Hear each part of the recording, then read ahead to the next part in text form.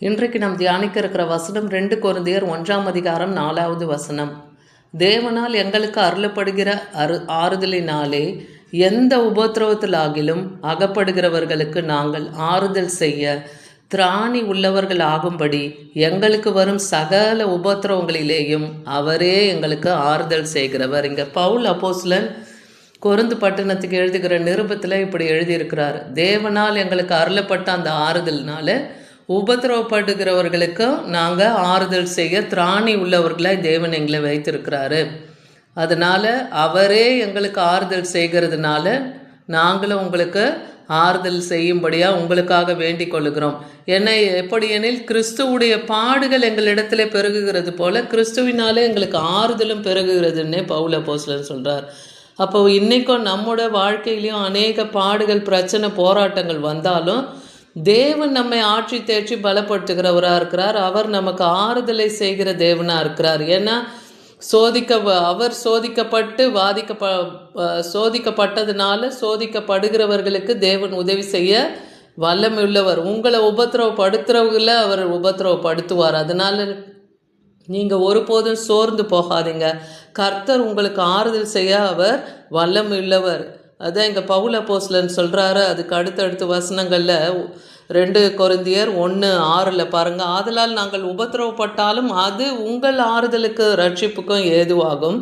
நாங்கள் ஆறுதல் அடைந்தால் அதுவும் உங்கள் ஆறுதலுக்கும் ரட்சிப்புக்கும் ஏதுவாகும். அப்போது என்ன ஒரு பிரச்சனை வந்தாலும் தேவன் அது ரட்சிப்புக்கு ஏதுவாய் மாற்றுவார்ன்றதை மாத்திரம் விசுவாசிங்க. போராட்டத்தை கண்டோ பிரச்சனையை கண்டோ நீங்கள் சோர்ந்து போகாதபடி கர்த்தருடைய வார்த்தையினாலே பலன் கொள்ளுங்க. ஏன்னா நாங்கள் பாடுபடுகிறது போல நீங்களும் பாடுபட்டு சகிக்கிறதுனாலே அந்த ரட்சிப்பின் பலன் செய்கிறதுன்னு.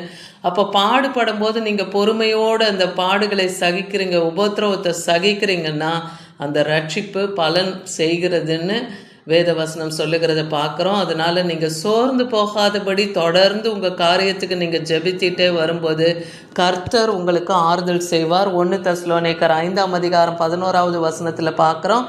ஆகையால் நீங்கள் செய்து வருகிறபடியே ஒருவரை ஒருவர் தேற்றி ஒருவருக்கொருவர் பக்தி விருத்தி உண்டாக்கும்படி செய்யுங்கள். அதே போல் நாம் கர்த்தரால் தேற்றப்படும் போது நம்மை போல ஆறுதலற்று கிடக்கிறவங்க, கஷ்டத்தில் இருக்கிறவங்களுக்கு நாம் என்ன பண்ணோம், அவர்களுக்கு பக்தி விருத்தி உண்டாக்கும்படியாக நாம் அவர்களையும் கர்த்தருடைய வசனத்தினாலே ஆட்சி தேற்றுகிறவர்களாக இருக்கணும். அதனால் சகோதரரே, உங்களுக்கு பிரயாசப்படுறாங்க இல்லையா, பிரயாசப்பட்டு கர்த்தருக்குள் உங்களை விசாரணை செய்கிறவர்களாக இருந்து உங்களுக்கு புத்தி சொல்லுகிறவர்களை நீங்கள் மதித்து, அப்போ உங்களுக்காக கர்த்தருடைய வார்த்தை கொடுத்து உங்களுக்கு புத்தி சொல்லுகிறவங்களை நீங்கள் மதிச்சிடுங்க. அவர்களுடைய கிரியைகளின் நிமித்தம் அவர்களை மிகவும் அன்பாக எண்ணிக்கொள்ளும்படி உங்களை வேண்டிக் கொள்ளுகிறோம். அப்போ அவருடைய சீஷர்கள் தான் எல்லா பவுல் அப்போஸ்தலனுடைய சீஷர்களாக இருந்தவங்களாம் மற்ற சபைகளில் போய் கர்த்தருடைய வார்த்தையை கொடுத்து அவங்கள ஆறுதல் படுத்தினாங்கல்ல. அப்போ ஆறுதல் பண்ணுகிற அவர்களை நீங்கள் என்ன பண்ணுங்க, ஏற்றுக்கொள்ளுங்க. உங்களுக்கு அன்பின் நிமித்தம் அவங்கள ஏற்றுக்கொள்ளுங்க அப்படின்னு சொல்கிறார். அவங்களுக்கு நீங்கள் மரியாதை கொடுங்க. அவங்க கிரியைகளின் நிமித்தம் அவங்களுக்கு அன்பாய் நீங்கள் நடந்து கொள்ளுங்கன்னு சொல்கிறாரு. அதுபோல் இன்றைக்கும் உங்களை ஆற்றி தேய்ச்சி பலப்படுத்த கர்த்தருடைய வார்த்தையை கொடுக்குற உங்களுடைய போதகர்களையும் நீங்கள் மதிங்க, அவங்களுக்கு கீழ்ப்படிங்க. கர்த்தர் உங்களோடு கூட இருந்து எப்படி ஆறுதல் பண்ணுகிறாரோ அதுபோல் நீங்களும் மற்றவர்களுடைய பாரங்களை சுமந்து ஒரு பாரத்தை ஒருவர் சுமந்துன்னே வசனம் சொல்லுது. அப்போ மற்றவர்களுக்காக பரிந்து பேசி ஜெபிங்க. ஏசாயா 51:12 சொல்லுது, நானே உங்களுக்கு ஆறுதல் செய்கிறவர்னே சொல்கிறார்.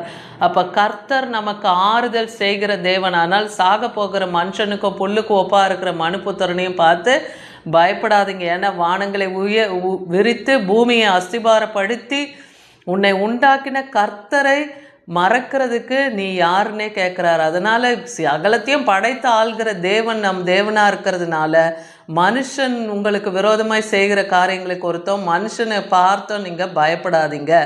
அப்படி நீங்கள் பயந்தீங்கன்னா கர்த்தரை மறந்துட்டீங்கன்னு அர்த்தம். அதனால் தேவனை நீங்கள் நம்புறீங்கன்னா அவர் பேரில் உங்கள் விசுவாசத்தை வைங்க. உங்களுக்கு விரோதமாக எழும்புகிற மனுஷர்களுடைய காரியங்களை தேவனிடத்தில் தெரியப்படுத்துங்க. ஸ்தோத்திரத்தோடு ஜப விண்ணப்ப வேண்டுதலோடு அவருக்கு நீங்கள் தெரியப்படுத்தும் போது உங்கள் ஜபம் நிச்சயமாக கேட்கப்படும். ஏன்னா சிறைப்பட்டு போனவன் தீவிரமாய் விடுதலையாவான், அவன் கிடங்கிலே சாவதும் இல்லை, அவனுடைய அப்பம் அவனுக்கு குறைவுபடுவதும் இல்லை என்றே ஏசாயா 51:4 பார்க்குறோம்.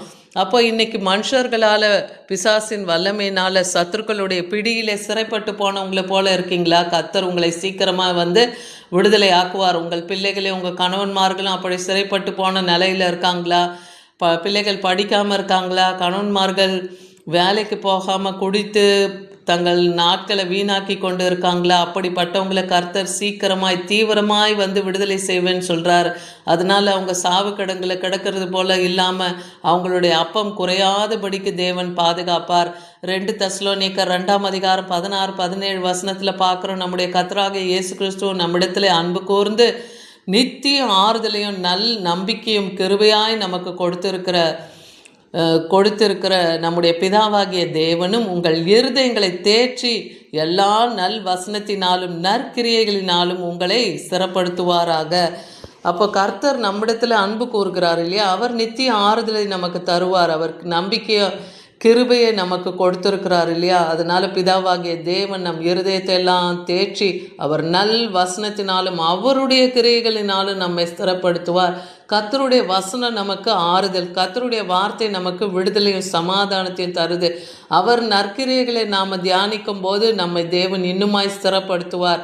ஏன்னா நம்ம ஆண்டவராகிய இயேசு கிறிஸ்துவும் சோதிக்கப்பட்டார், அவர் பாடுபட்டார் இல்லையா? அதனால சோதிக்கப்படுகிற உங்களுக்கு தேவன் உதவி செய்ய வல்லமை உள்ளவராக இருக்கிறார்.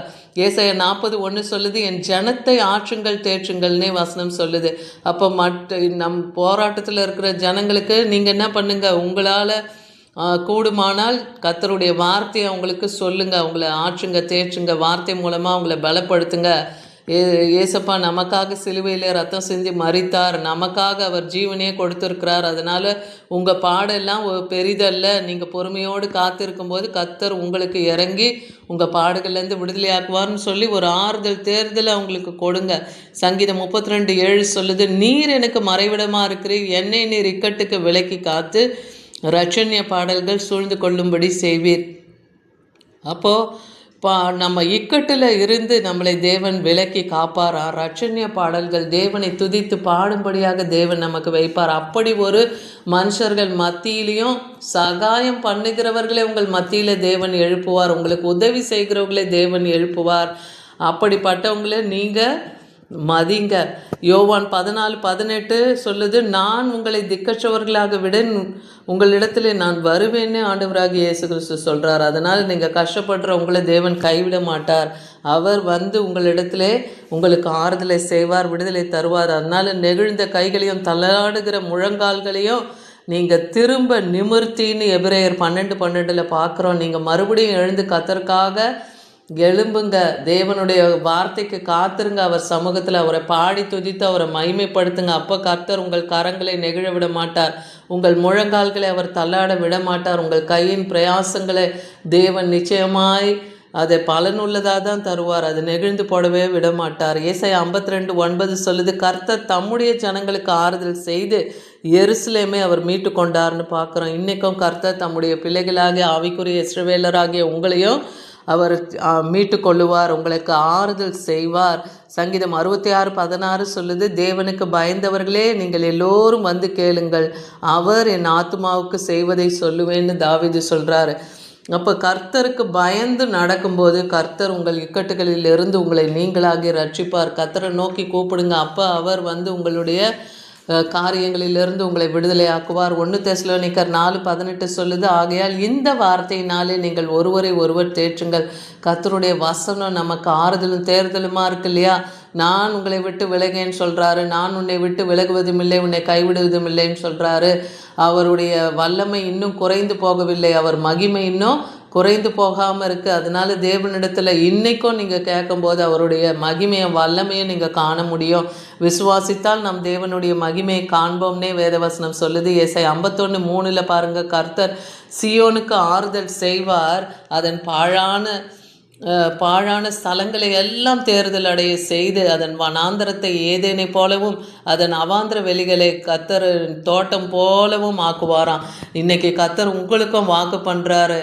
பாழாய் கிடக்கிற உங்கள் எல்லையை, உங்கள் வீட்டை, உங்கள் குடும்ப சூழ்நிலைகளை தேவன் வனாந்தரமாக இருக்கிறத அதை ஏதேனை போல மாற்றி அவாந்திர வெளியை போல இருக்கிறத கத்தருடைய தோட்டம், ஏதேன் தோட்டத்தை எப்படி தேவன் அருமையாக ஆதாம் ஏவாளுக்கு கொடுத்தார் இல்லையா, அது போல ஒரு தோட்டம் போல உங்கள் குடும்பத்தை தேவன் மாற்றுவார். சந்தோஷத்தையும் மகிழ்ச்சியும் துதியின் கீத சத்தமும் உங்களுடைய குடும்பத்திலே உங்கள் கூடாரத்திலே தேவன் உண்டாயிருக்கும்படியாக செய்வார். அதனால் விசுவாசிங்க. அப்படி தேவனால் தெரிந்து கொள்ளப்பட்ட நீங்கள் தாயின் கருவிலே எப்படி யாக்கோபை தேவன் தெரிந்து கொண்டு பெயர் சொல்லி அழைத்து அறிந்தாரோ, அவர் கூட இருந்து கத்தர் பலத்த கிரியைகளை செய்தது போல இன்னைக்கு உங்களையும் பசியாக இருக்கவோ தாகமாக இருக்கவோ விடமாட்டார். உஷ்ணமாகிலும் வெயிலாகிலும் உங்கள் மேலே படாமல் தேவன் காப்பேன்னு சொல்கிறார். அவர்களுக்கு இறங்குவார், அவர்களை நடத்தி அவர்களை நீரூற்றுகள் இடத்துக்கு கொண்டு போய் விடுவார். அப்போ பசி அடையாதபடிக்கு தாகம் அடையாதபடிக்கு ஜீவ ஊற்றானவர் நம் தேவன். அவர் ஜீவ தண்ணீர் அண்டையிலே உங்களை கொண்டு போய் விடுவார். அவர் பிரசன்னத்திலே உங்களை வைப்பார். அவர் வசனமாகி அந்த மன்னாவினாலே ஒரு நாளும் உங்களுக்கு ஆற்றி தேய்ச்சி பலப்படுத்துவார். அவரே உங்களுக்கு ஆறுதல் செய்கிற தேவனாக இருக்கிறதுனால அவரை நோக்கி பாருங்கள். வேத வசனத்தை தியானித்து அதை இருதயத்தில் வைத்து அதை கொண்டு நீங்கள் விசுவாசத்தில் ஜெபிங்க. கத்தர் உங்களுக்கும் ஆறுதல் செய்வார்.